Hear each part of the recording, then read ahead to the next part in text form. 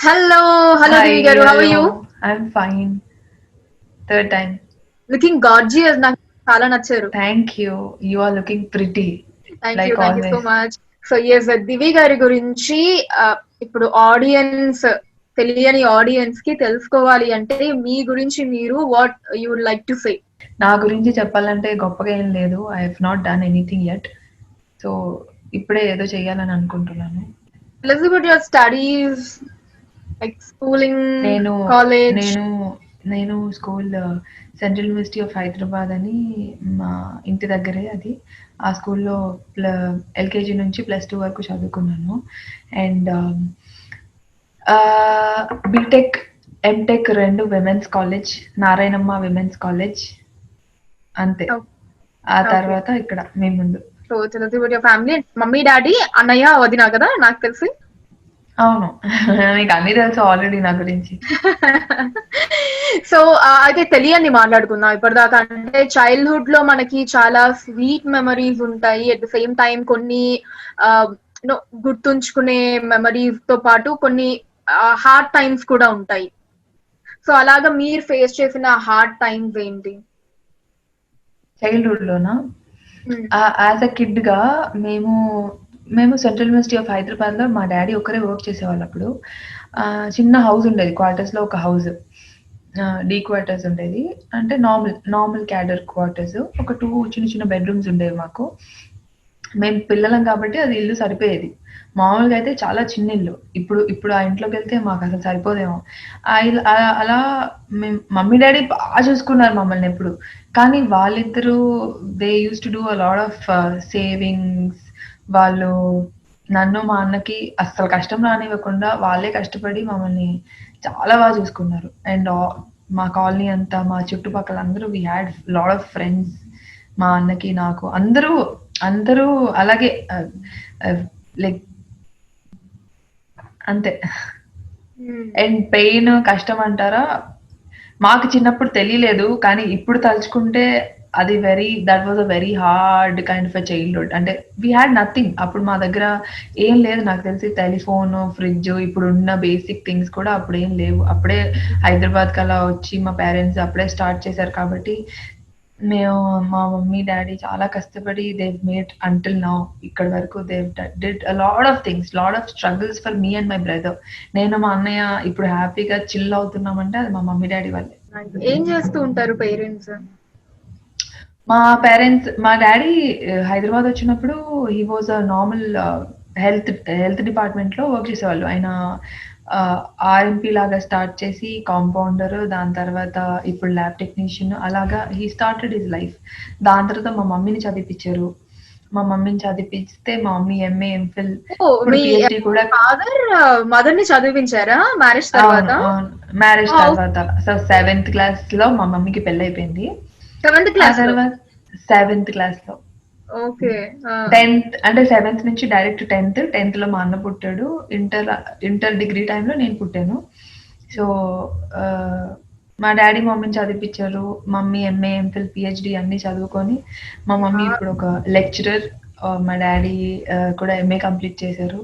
మా daddy health డిపార్ట్మెంట్లో work చేస్తారు. మా అన్నయ్య కూడా ఒక ఢిల్లీ జైన్ యూనివర్సిటీలో ప్రొఫెసర్. అంటే అసలు ఇదే ఎంత బాగుందో విన్నాను కదా, మ్యారేజ్ తర్వాత కూడా అలా చదివించడం. అది కూడా ఏదో యా. సరే చదువుకోలేదు కాబట్టి ఏదో ఇంటర్ డిగ్రీ అలా కాకుండా లైక్ ఎంఏ, ఎంఫిల్ అంతవరకు చదివించడం అవును. నిజంగా అవును. వెరీ నైస్ అసలు. నైస్. మా మమ్మీ ఇప్పుడు షీఈ్ డాక్టర్, అంటే పీహెచ్డీ డాక్టర్. అండ్ మా daddy is like super amazing person. చాలా బ్రాడ్ మా డాడీ. అంటే మమ్మీ, డాడీ ఇద్దరు విలేజ్ నుంచి వచ్చారు. కానీ హైదరాబాద్ వచ్చిన తర్వాత వాళ్ళ మెంటాలిటీస్ కానీ, వాళ్ళ బిహేవియర్ కానీ చాలా బ్రాడ్‌గా మారారు. చాలా బ్రాడ్‌గా ఉండడం వల్ల my dad could focus on my mom studied. మా మమ్మీ, డాడీ చదువుకున్న అంటే ఆబ్వియస్లీ మా మమ్మీ అంత చదివిన తర్వాత వాళ్ళ మెంటాలిటీస్ బ్రాడ్ అయ్యి నన్ను, మా అన్నని మాకు నచ్చింది చేయడానికి యాక్సెప్ట్ చేయడం కానీ, నన్ను ఫస్ట్‌లీ నాకు నచ్చింది చేయడానికి వాళ్ళు ఎంకరేజ్ చేయడం కూడా because they are very broad people. So yeah! ఇందాక మీరు చెప్పారంటే like face some hard times అని చెప్పి. బట్ దాంట్లో మీకు అంటే మనకి కొన్ని కొన్ని బాగా గుర్తుండిపోతాయి. Of course parents they are very sweet. ఏ కష్టం కూడా వాళ్ళ పిల్లల దగ్గరికి రానివ్వరు. దే టేక్ అన్ని వాళ్ళే పడతారు అనమాట, కష్టాలైనా నష్టాలైనా, బట్ ఒక బెస్ట్ లైఫ్ ని వాళ్ళ పిల్లలకి ఇవ్వాలనే చూస్తారు ఎప్పుడు కూడా. బట్ అలాగా మీకు బాగా గుర్తుండిపోయిన హార్డ్ టైం ఏదన్నా ఉందా అంటే, బా మనకి తెలిసిన తర్వాత నేను పెద్దగా అయ్యి అసలు డబ్బు సంపాదించో అసలు నేను పెద్ద అయిన తర్వాత అసలు ఇవన్నీ లేకుండా చెయ్యాలి, అలా కొన్ని కొన్ని మనకి మైండ్ లో అలా గుర్తుండిపోతాయి కదా, అలా ఏమన్నా ఉన్నాయా మీకు? నాకు చిన్నప్పుడు నాకు తెలిసి నాకు గుర్తుండిపోయింది ఏదన్నా ఉంటే, లైక్ మాకన్నీ పెట్టేవాళ్ళు. నాకు, మా అన్నయ్యకి ఏం కావాలంటే అది పెట్టేవాళ్ళు.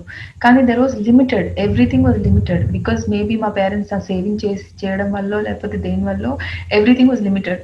ఒక ఎగ్‌ని షేర్ చేసుకునేవాళ్ళం.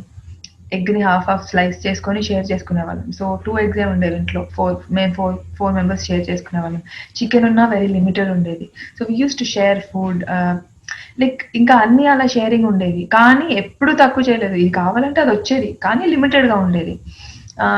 స్కూల్‌లో స్కూల్ ట్రిప్ అని చెప్తే చాలామంది మా క్లాస్‌మేట్స్ అంటే నేను చదువుకున్న స్కూల్‌లో అందరూ normal people. Nobody were very extremely rich లాగా ఎవరు లేరు. They were all government employees. అప్పుడప్పుడే సెటిల్ అవుతున్న ఫ్యామిలీస్ ఉండేవి. ఆళ్ళందరి ఫ్యామిలీస్‌లో స్కూల్ ట్రిప్స్ అనగానే ఎందుకు అనవసరమైన ఖర్చని వాళ్ళ పిల్లల్ని పంపించకపోయినా మా పేరెంట్స్ ఎప్పుడు నన్ను కానీ, మా అన్నని కానీ స్కూల్ ట్రిప్స్ కానీ ఎంత ఖర్చయినా, if it was 3000 they used to come give 3000. ఒకసారి అయితే 10th క్లాస్‌లో ఒక ఏదో ట్రిప్, డార్జిలింగ్ ట్రిప్ 10,000 అని చెప్తే ఎవరి పేరెంట్స్ రాలేదు. ఫస్ట్ పర్సన్ మా డాడీ స్కూల్‌కొచ్చి 10,000 కట్టేసి వెళ్లారనమాట. మా అమ్మాయి ట్రిప్‌కి వెళ్తే ఎంజాయ్ చేస్తది, చూస్తది వేరే ప్లేస్ అని. ఆ ట్రిప్ తర్వాత క్యాన్సిల్ అయింది. కానీ అది గుర్తుండిపోయింది నాకు. అంటే మై పేరెంట్స్ వాళ్ళకి ఉన్నా లేకపోయినా ఉన్న దాంట్లో they have taken care of me and my brother so well that మాకెప్పుడు ఏ కష్టం ఏది తెలియనివ్వలేదు. ఒకవేళ మేము ఎదుగుతున్న టైంలో కూడా మా చుట్టుపక్కల మా అట్మాస్ఫియర్ మా పక్కన నైబర్స్‌కి ఉండేదానికన్నా బెటర్‌గా మాకు అన్నీ ఉండేవి. ఫస్ట్ టెలిఫోన్ మా ఇంట్లో కొన్నారు. ఫస్ట్ ఫ్రిడ్జ్ మా ఇంట్లో కొన్నారు. అంటే అది కొంచెం హ్యాపీగా ఉంటది కదా! మా ఇంట్లో చెత్తెక్కుండేది. మా డ్యాడీకి చెత్తెక్కి నడిపేవాళ్ళు. నేను ముందు నుంచునేదాన్ని. మా అన్నయ్య వెనక కూర్చునేవాడు. ఓ ముందు నించునే వాళ్ళ మీరు నేను ఇలా నుంచునేదాన్ని. నేను ముందు నుంచునేదాన్ని.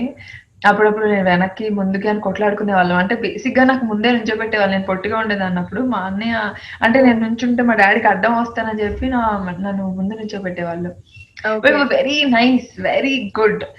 మై హోల్ చైల్డ్‌హుడ్ వాస్ అంటే ఇప్పుడు తలుచుకుంటే అది చాలా that was a bad time అని నాకు అంటే that was a growing time కదా పేరెంట్స్‌కి అని తెలుస్తుంది గానీ, ఇప్పుడు తలుచుకుంటే కానీ ఇట్ వాస్ అప్పుడు తెలియలేదు నాకంతా.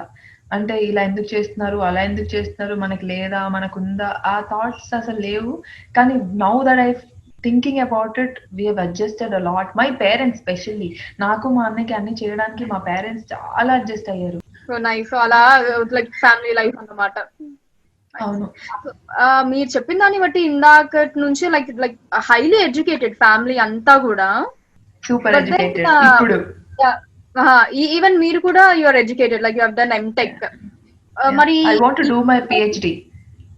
Okay okay. నెక్స్ట్ అది కూడా ఉందా? పీహెచ్‌డీ ఎందుకంటే మా అన్నయ్య, మా మమ్మీ ఇద్దరు పీహెచ్‌డీ చేశారు.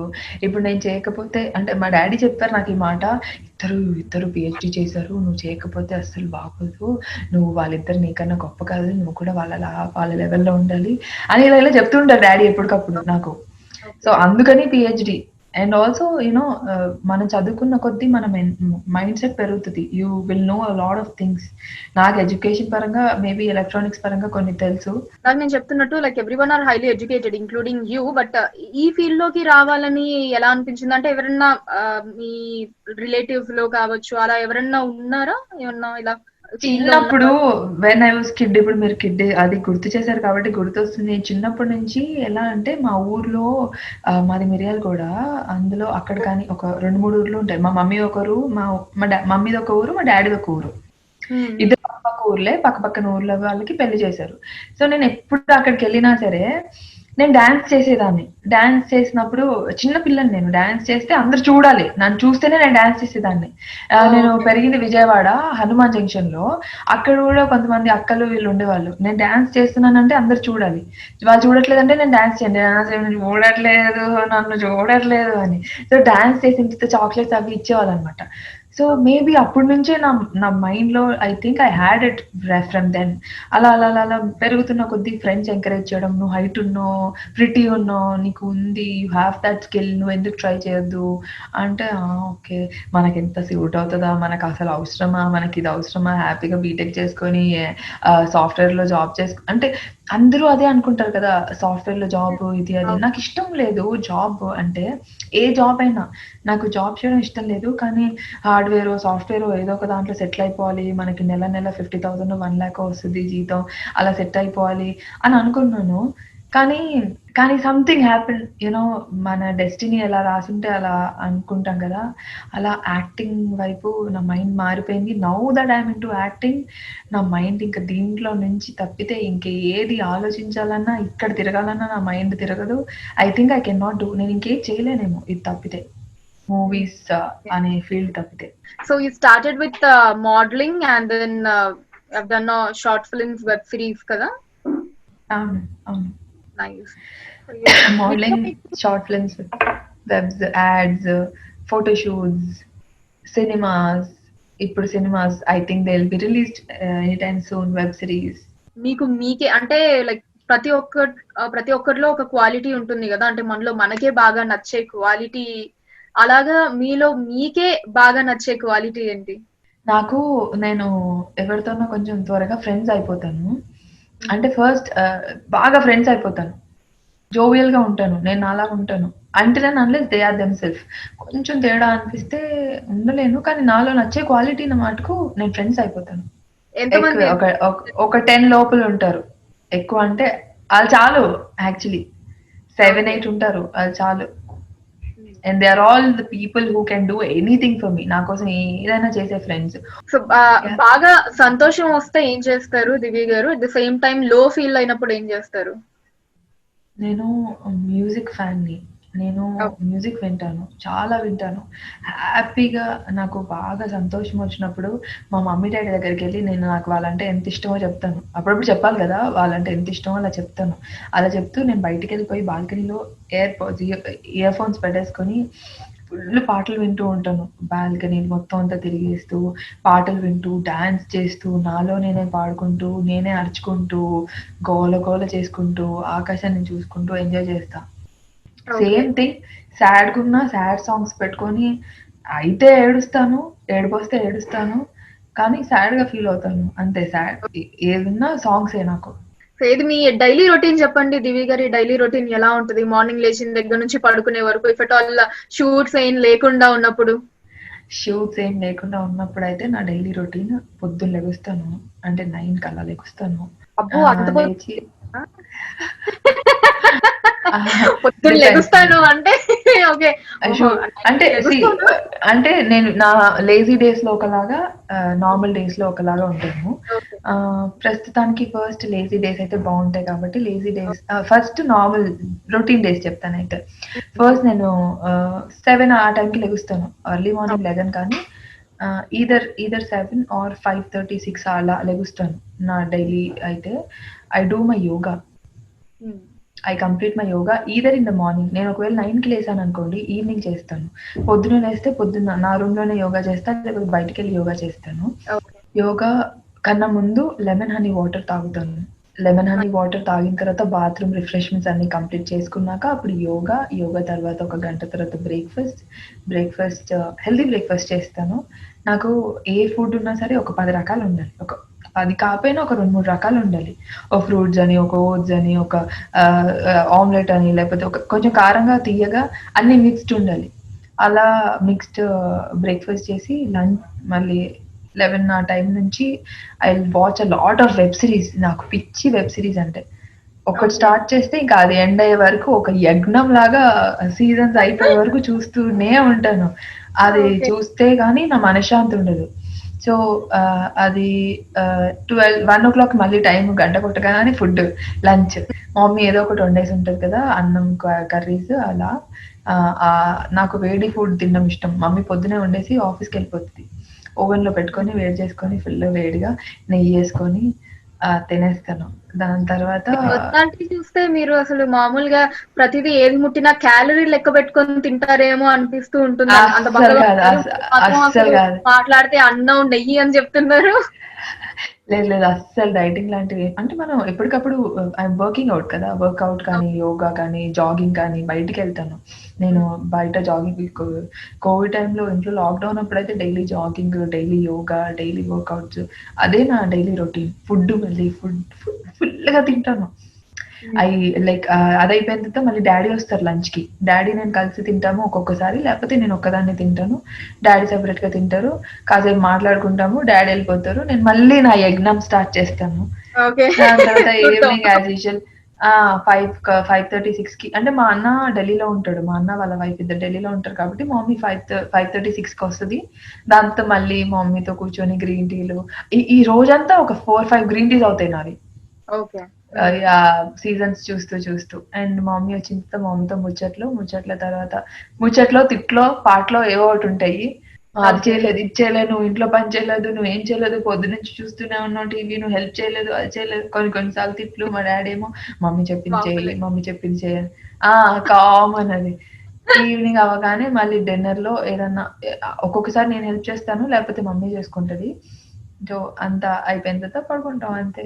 మళ్ళీ నైట్ అంతా I completely yam dedicated to my web series. నేను వెబ్ సీరీస్ గాని, సినిమా గాని దాన్ని చూస్తున్నానంటే అది అయిపోయే వరకు నేను వదలను. ఒకవేళ సినిమాలో కూడా చాలా పాజెస్ వస్తే 20 మినిట్స్, 20 అలా చూస్తూనే ఉంటాను సినిమా అయిపోయే వరకు.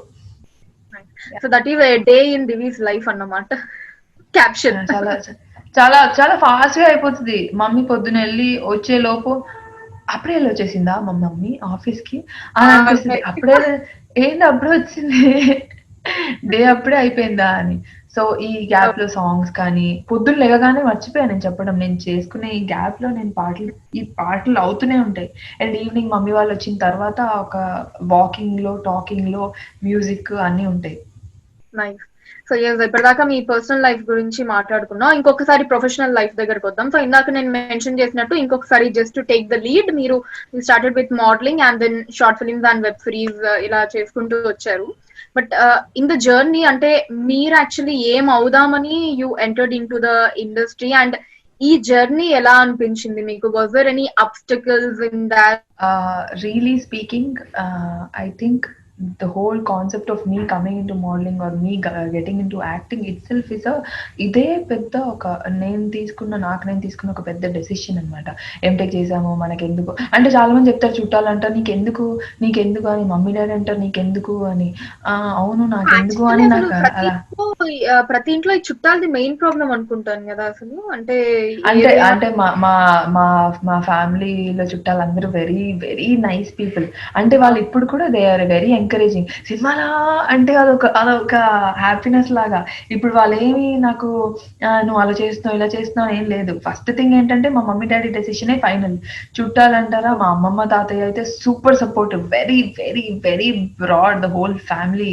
కానీ అనేవాళ్ళు అంటారు కొన్ని సార్లు ఎందుకు మనకు అవసరమా ఇదా అది అని.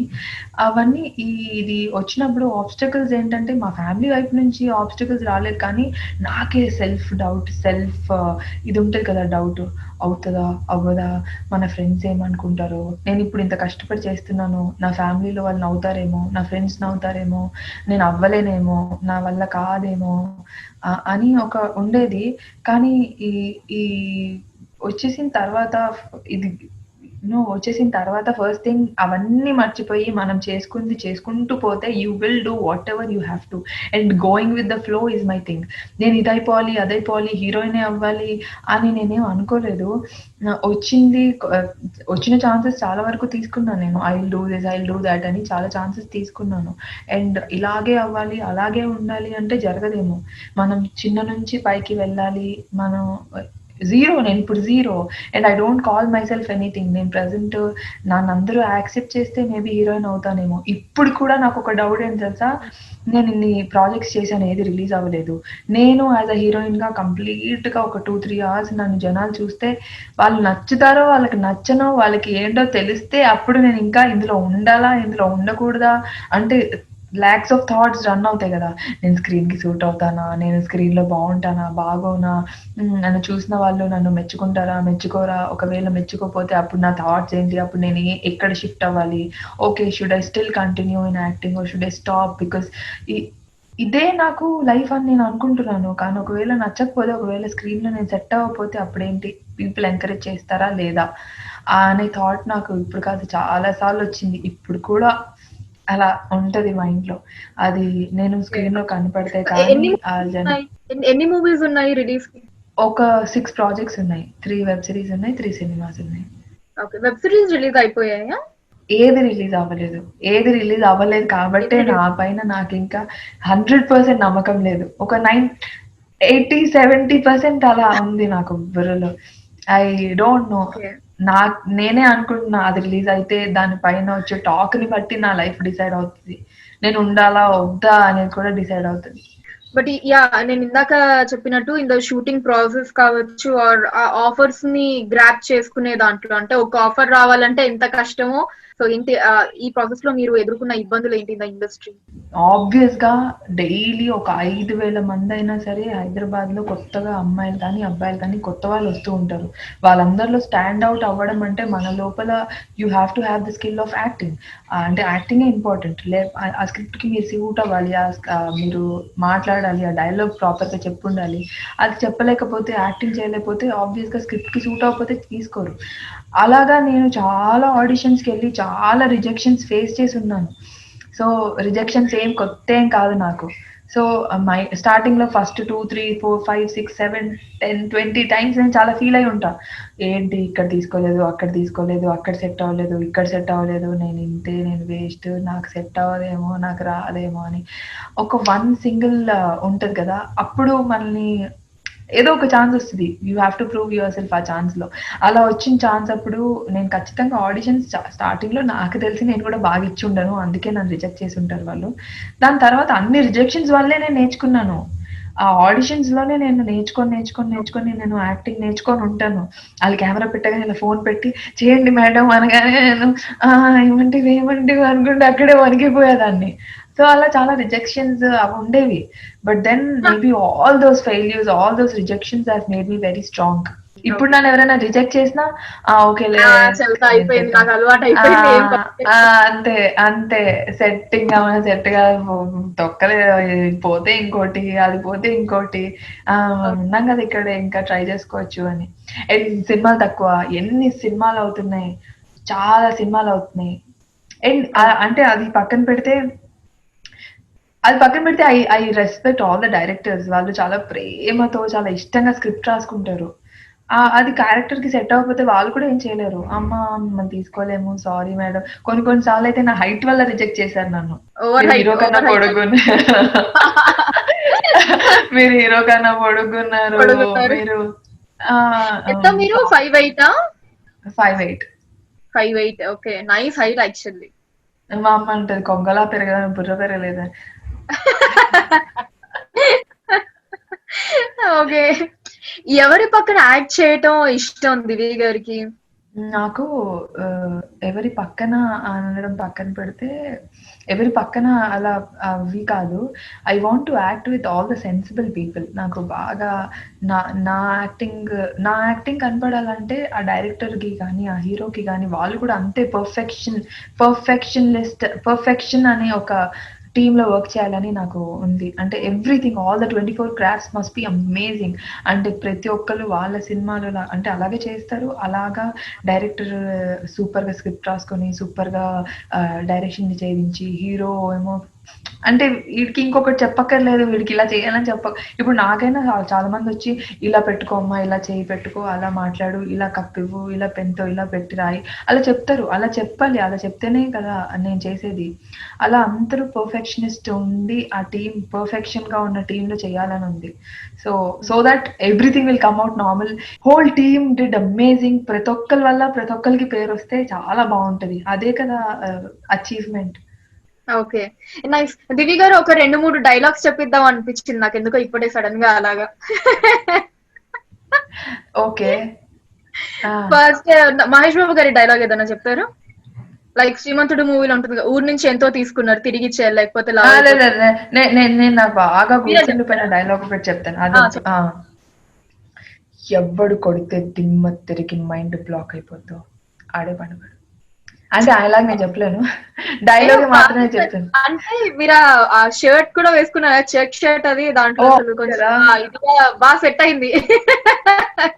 అయ్యో, నేను అలా బేసిక్లీ ఆల్సో కాంప్లిమెంట్ ఇంకొకరిని అనుకుంటున్నాను. ఇమిటేట్ చేయాలంటే కష్టం. డైలాగ్ మటుకు నేను చెప్పగలుగుతాం అందుకే కానీ మీ స్టైల్లో మీరు చెప్పండి, ఆ డైలాగ్స్ ని మీ స్టైల్లో మీరు చెప్పండి, పర్లేదు. సో ఇప్పుడు మహేష్ బాబు గారి డైలాగ్ చెప్పారు కదా, నెక్స్ట్ జూనియర్ ఎన్టీఆర్ గారి డైలాగ్ ఏదన్నా. జూనియర్ ఎన్టీఆర్ గారి డైలాగ్ అంటే పాత ఎన్టీఆర్ గారి డైలాగ్, జూనియర్ ఎన్టీఆర్ గారి డైలాగ్ కలిపి. ఏమంటివి జాతినప మన సూతస్థుల కింద నిలువ అర్హత లేదందువా. హ, ఎంత మాట. ఇది క్షాత్ర పరీక్షయే గాని క్షత్రియ పరీక్ష కాదు కాకూడదు. ఇది కుల పరీక్ష అందువా. నీ తండ్రి భరద్వాజుని జననం ఎట్టిది, అతి జుభుక్సాకరమైన నీ సంభవం ఎట్టిది. ఇది కట్ చేసుకోండి, డైలాగ్ వద్దు. బట్ వెల్ ట్రైడ్ కదా. ఫుల్గా వచ్చు కానీ మళ్ళీ ఏమైనా ట్రై చేస్తారా? ఎవరి పక్కన యాక్ట్ చేయాలి అంటే అందరి పక్కన నాకు ఇష్టం అనే చెప్పారు, లైక్ సెన్సిబుల్ ఇది అని చెప్పి. బట్ ఎవరన్నా బాగా ఇట్లా ఇష్టపడి, అంటే మనం ఇలా గోడల్లో ఇంట్లో అతికించుకుంటాం కదా ఫొటోస్, అలా ఎవరన్నా హీరో ఉన్నారా దివి గారికి ఇలాగా ఇక్కడ మనసు లోపల ఇంట్లో రూమ్ లో గోడల మీద అతికించేసుకునే వాళ్ళు? మన తెలుగు ఇండస్ట్రీలో అయితే అందరి పక్కన యాక్ట్ చేయాలి. ఛాన్స్ వస్తే అందరి పక్కన యాక్ట్ చేస్తాను. రజనీకాంత్ గారి సినిమాలో మటుకు ఏదో ఒక క్యారెక్టర్, ఏదో ఒక మంచి ఇంపార్టెంట్ సార్ని చూసే, సార్తో ఉండే రోల్ ఏదన్నా చెయ్యాలని ఉంది. అంటే ఐ రెస్పెక్ట్ హిమ్ అలాట్. ఆయన ఒక చిన్నప్పటి నుంచి చూస్తున్నాను కాబట్టి ఆయన ఒక దేవుడు లాగా నాకు యాక్టింగ్ లోనే. యాక్ట్రెసెస్ ఎవరు ఇష్టం? అంటే మీరు ఎవరిని బాగా అబ్జర్వ్ చేస్తారు? Who do take as inspiration? Anushka is my inspiration. ఎందుకు హైట్ దగ్గరగా ఉంటుందనా? లేదు, నాకు ఫర్ ద పర్సన్ షీఈస్, నేను బయట విన్నదానికి లేకపోతే నేను చూసిన దానికి ఆవిడ నాకు ఇన్స్పిరేషన్. అండ్ నేను తారా అంటే కూడా చాలా ఇష్టం నాకు. అండ్ మన సమంత, మన శ్రియ, చాలా మంది హీరోయిన్స్ ఉన్నారు. అందులో ఇంపార్టెంట్ గా మెయిన్ గా అయితే నాకు పాత యాక్ట్రెసెస్ అయితే, నేను పాత యాక్ట్రెసెస్ చెప్పాలి యాక్చువల్లీ. సుహాసిని గారు, జయప్రద గారు, జయసుధ గారు, శ్రీదేవి గారు, రమ్యకృష్ణ గారు, సౌందర్య గారు, మీనా గారు, ఆమిని గారు, వీళ్ళందరూ అంటే నాకు పిచ్చి. వీళ్ళందరూ మూవీస్ అన్ని చూసి ఉన్నాను. వాళ్ళ ఎమోషన్స్, వాళ్ళ అంటే నాకు ఇప్పుడు సినిమాల కన్నా మా మమ్మీ పాత సినిమాలు బాగా చూస్తుంది. 90s, 80s, 70s అన్ని లైన్ గా రోజు ఒక సినిమా. మా మమ్మీ చూసినప్పుడల్లా మా మమ్మీ పక్కన కూర్చొని I keep watching a lot of films. And ఇప్పుడు నా ఇన్స్పిరేషన్, ఇప్పుడు నేను సినిమాల్లో వస్తున్నా కానీ వచ్చే ముందు కానీ ఆ ప్రాసెస్ మటుకు అనుష్క శెట్టి గారు అంటే I take her as an inspiration. I love her. So ఇందాక హీరో డైలాగ్స్ అంటే కొంచెం ఏమన్నా ఇబ్బంది పడ్డారు. హీరోయిన్ డైలాగ్స్ ఏమన్నా ఒక 2 సింపుల్ ఏమన్నా ట్రై చేస్తారు? కొన్ని హీరోయిన్స్ అంటే ఓకే, ఫెమినిస్టే కదా, అంటే వాళ్ళు లేడీసే అండ్ యు ఆల్సో లేడీస్, అలా ఏమన్నా సింక్ అవుతుంది? అయితే మీరు డైలాగ్ చెప్పండి, నేను చెప్తాను. Only 2 simple dialogues. First Samantha గారి డైలాగ్ ఒకటి చెప్పు. నేను అలిగాను, బుంగమూతి పెట్టాను. ఆవిడ లాగా నేను చేయలేకపోవచ్చు. ఆవిడ చాలా క్యూట్ గా పర్ఫామ్ చేస్తుంది. She is a pretty lady. And సరే, నేను అలిగాను, బుంగమూతి పెట్టుకున్నాను. క్యూట్. నైస్. పర్సనల్ లైఫ్ లో దివి గారి వెంట ఎంతమంది పడ్డారు? నా వెంట ఎవరు పడలేదు, నా వెంట ఎవరు పడలేదు, వాళ్ళ వెంట నేను పడలేదు. ఇది అబద్ధం, ఇది అబద్ధం, ఇది క్లియర్ అది వెంట ఏం పడలేదు. కానీ బేసిక్ గా కూడా అందరూ నాకు ఆల్రెడీ బాయ్ ఫ్రెండ్ ఉన్నారు అనుకొని ఎవరు ట్రై చేయరు. సో నేను అలాగే, అంటే ఆల్రెడీ వీళ్ళు ఏంటంటే అమ్మాయి ఉంది, బాగుంది, బాగా మాట్లాడుతుందంటే ఆల్రెడీ బాయ్ ఫ్రెండ్ ఉన్నారని ఫిక్స్ అయిపోతారు. చాలాసార్లు నాకు అనిపించింది, సర్లే ఓకే, అందరు ఫిక్స్ అయిపోతారు ఆల్రెడీ మీకు బాయ్ ఫ్రెండ్ ఉంటాడు పక్కా అని. సో అది మెయింటైన్ చేస్తే మనకి ప్రాబ్లమ్స్ ఉండవు కదా కొత్తగా. అలాగే నేను కూడా, ఎవరు అడగలేదు నన్ను ఉన్నారా లేరా అని, నేను ఎప్పుడు చెప్పలేదు. సో నా వెనకాల ఎవరు పడలేదు. పోనీ మీరు ఎవరి వెంట పడ్డారా రివర్స్ లో? నేనా, నాకు నచ్చరు. కానీ వెంట పడడం ఏం లేదు. నాకు నచ్చినా దూరం నుంచే నచ్చితే ఇష్టం నాకు. దగ్గర నుంచి ఒక పర్సన్‌ని చాలా దగ్గర నుంచి చూసి వాళ్ళ ఇష్టాలు, వాళ్ళ బిహేవియర్ తెలుసుకున్న తర్వాత వాళ్ళు నచ్చరు మనకి. అందుకే నేను చాలా వరకు దూరం నుంచే ఇష్టపడతా. దూరం నుంచే ఉంటా. దూరం నుంచి హాయ్, బాయ్ చేసుకొని వెళ్ళిపోతాను అంతే. లేకపోతే వెన్ యూ కమ్ క్లోజర్ అంటే మన రిలేషన్‌షిప్ దగ్గరొచ్చిన తర్వాత ఫ్రెండ్‌షిప్ కూడా పోతది. మనకి ఒక పర్సన్ నచ్చేదే వాళ్ళ క్యారెక్టర్‌కి. ఆళ్ళు కొంతమంది దూరం నుంచి బావుంటారు. కొంతమంది దగ్గర నుంచి బావుంటారు. అలా నచ్చినా నేనెప్పుడు వెంట పడలేదు. ఓకే. నచ్చుతారు కదా! నైస్. ఓకే.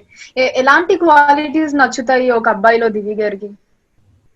అంటే ఎలాంటి క్వాలిటీస్ అంటే జోవియల్‌గా ఉండి, సూపర్ ఫ్రెండ్లీగా ఉండి, ఫన్నీగా ఉండి, అన్నీ ఏది సీరియస్‌గా తీసుకోకుండా చాలా కామెడీగా తీసుకొని, నేనన్నా సీరియస్‌గా ఏదైనా సీరియస్‌గా నేను తిట్టేసినా సరే, ఓహ్! అని చెప్పేసి ఆ టైంలో దాన్ని లైట్ తీసుకొని, చాలా ఫన్నీగా ఉండాలి. వెరీ అండర్‌స్టాండింగ్ ఉండాలి. నేను కూడా అలాగే నా మెంటాలిటీ అలాగే.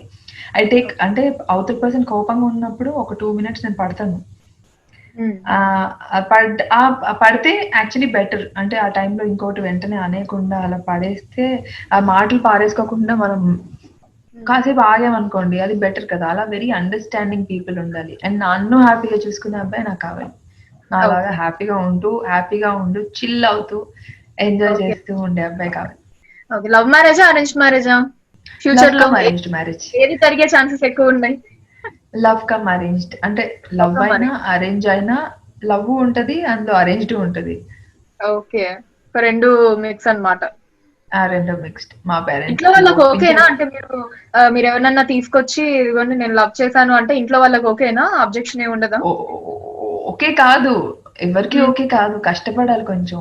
ఒకవేళ ఓకే. తీసుకొస్తే అలాగా. ఒకవేళ ఎవరైనా తీసుకొస్తే మాత్రం ఖచ్చితంగా కొంచెం కష్టపడాలి. But they will accept. హ్మ్. అండ్ మా ఇంట్లో వాళ్ళు ఒకవేళ అరేంజ్డ్ మ్యారేజ్ చేస్తే అందులో ఖచ్చితంగా లవ్వు ఉంటది. So, arranged come love confirm రెండిట్లో 2 విల్ బి దేర్.